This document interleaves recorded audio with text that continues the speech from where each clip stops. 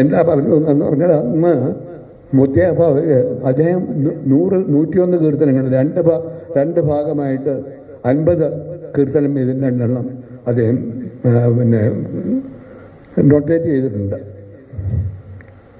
പക്ഷെ 3 വർഷം കഴിഞ്ഞപ്പോഴത്തേക്ക് അദ്ദേഹത്തിന് പോകണമായിരുന്നു. മൈസൂർ മഹാരാജാവിൻ്റെ പിന്നെ ഇതായിരുന്നല്ലോ പിന്നെ മുത്തയ്യാപ്പാവർ. അപ്പോൾ അദ്ദേഹത്തിന് പോകുന്ന സമയത്ത് ഇനി ആരെ വെക്കണം എന്ന് മഹാറാണി ചോദിച്ചപ്പോൾ ഒറ്റ പേര് മാത്രമേ അദ്ദേഹം പറഞ്ഞുള്ളൂ, ചെമ്മക്കുടി ശ്രീനിവാസേക്കാർ. അവർ വந்தாനൊക്കെ അത് കുടുംബം ഒന്നായിരിക്കും.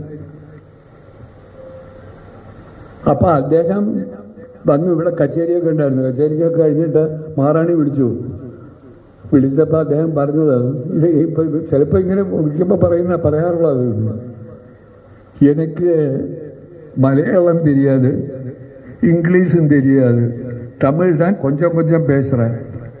அப்போ அப்படியுள்ள என்னை பிடிச்சிங்க சுவாதிநாள் காலேஜிலுக்கு வச்சுக்கிட்டா நான் எப்படி இந்த இன்ஸ்டிடியூஷனை கொண்டு போக முடியும்?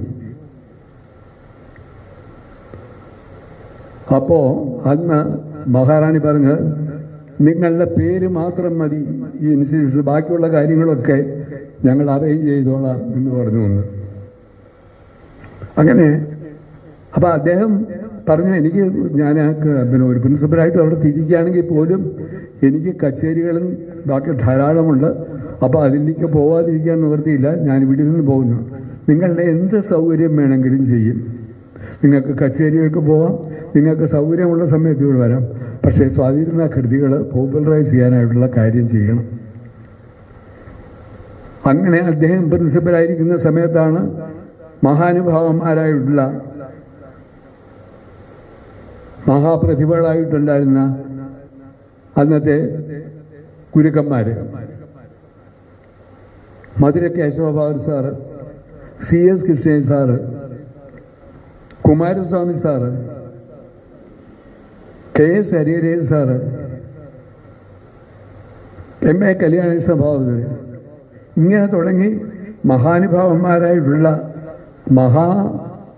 ഗുരുക്കന്മാരായിരുന്നു ഞങ്ങളൊക്കെ പഠിക്കുന്ന സമയത്ത് ഞങ്ങളെ പഠിപ്പിക്കാനുണ്ടായിരുന്നത്.